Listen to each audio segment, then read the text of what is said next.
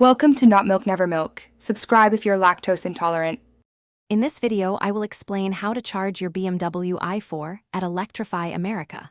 First, use the Electrify America mobile app to locate the nearest charging station. Once you arrive, position your BMW i4 so the charging port is easily accessible to the charger.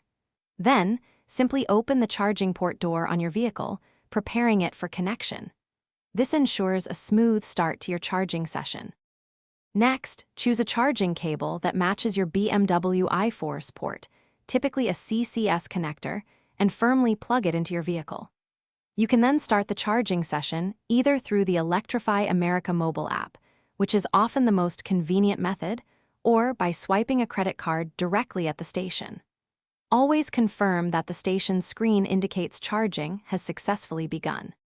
While your BMW i4 is charging, you can easily monitor its progress through the Electrify America app on your smartphone.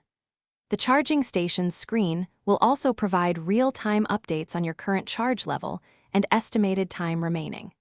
When you're ready to leave, simply end the session using the app or by pressing the stop button on the charger, then safely disconnect the cable.